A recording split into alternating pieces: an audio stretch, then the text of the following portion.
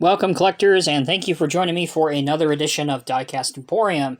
In today's review, we're going to be taking a look at not one, but two Resin 187 scale FanKit models. The model on your left is the Caterpillar D8LGP Colleen Antarctica Dozer, and the model on your right is the first ever self-propelled wheel tractor scraper produced by Caterpillar, the Cat DW21. Before we take a look at these models, let's take a look at the packaging that they came in. So let's move these out of frame temporarily and bring in their boxes. So here is the box for the DW21.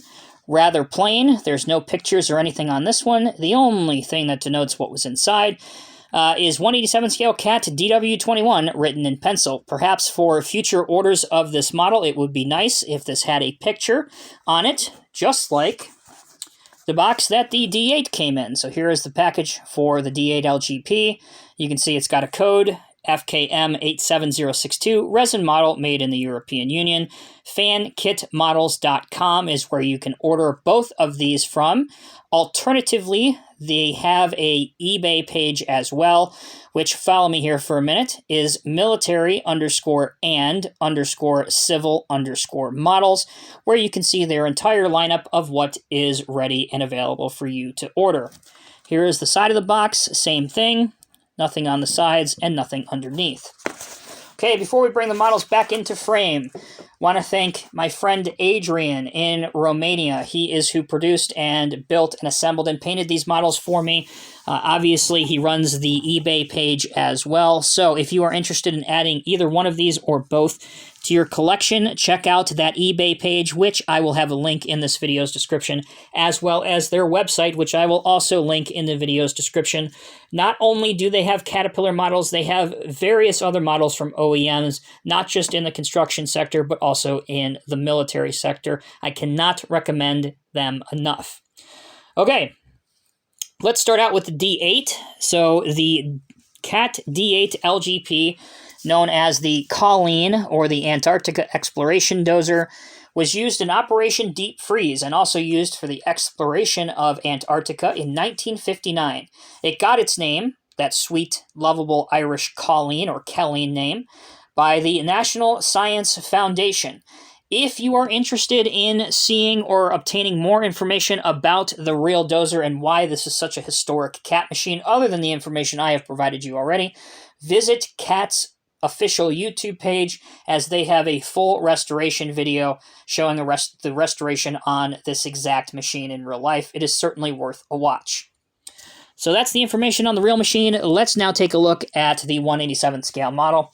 It is important to note that resin models as a whole, in general, are not meant to be that functional. As is the case with these two, for the most part, they are static models meant to be put on a train layout or behind glass in a display case and stay there.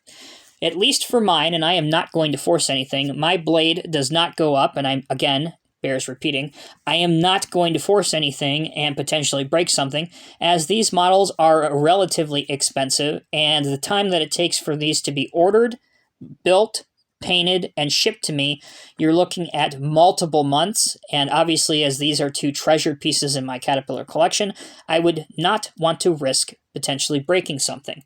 Obviously, when you get your own and you are feeling a little risky, if you will, you can obviously attempt to see the functionality for yourself.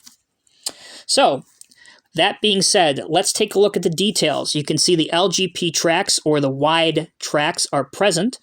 If you've never heard LGP before, it stands for low ground pressure, so these are wider tracks made to help disperse the weight much better on surfaces, in this case, like snow. So there you go. You can see the bolt detailing on the tracks themselves. You can see the plastic inserts, which are meant to mimic the glass of the cab. There are hand and grab rails all throughout, lights throughout on the cab as well, both on the back and on the front, as you'll see in a minute. There's also a large cable winch, and the cabling is done up in black paint, which also looks pretty darn good, if I do say so myself. Coming along over here, you can see the frame of the blade. You can see a silver exhaust and a black air cleaner, excuse me. And then you have two more aforementioned silver lights facing forward, your grille.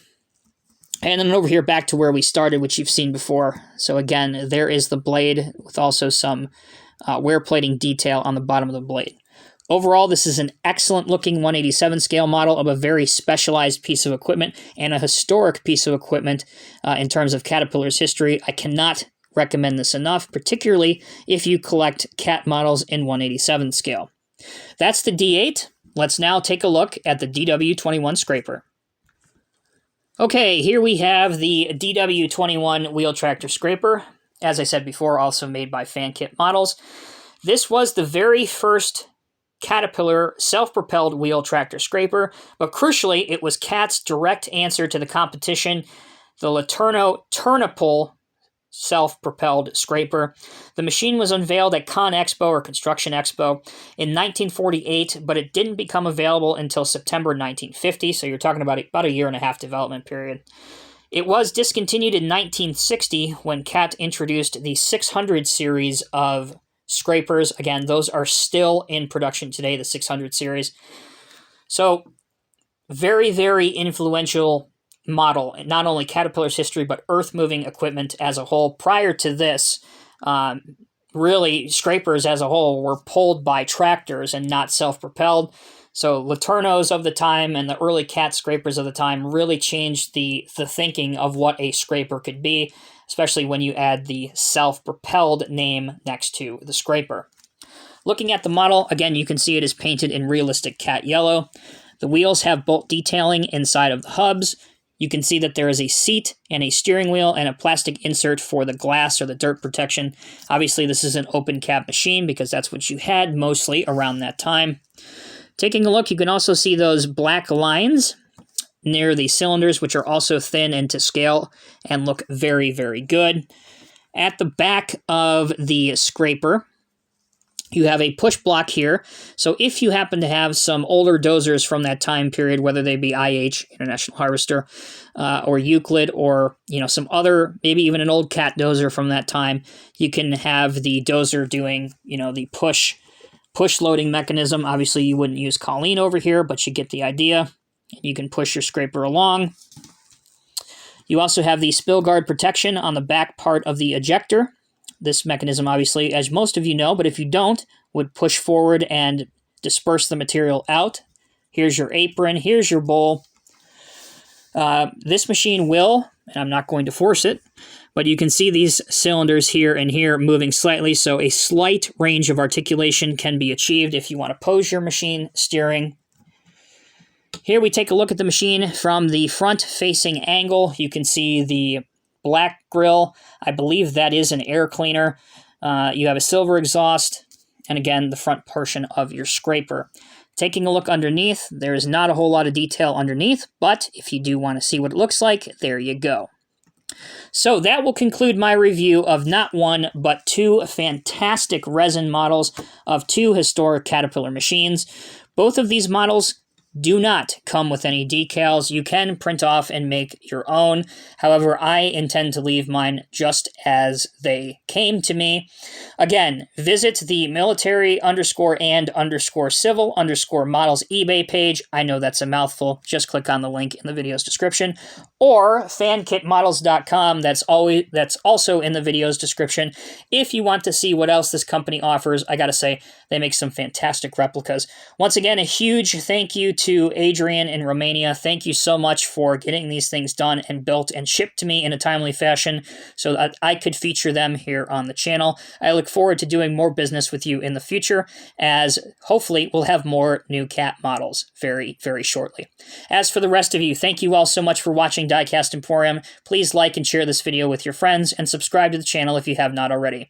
Until next time, take care, be safe, be well. I'll see you in the next review.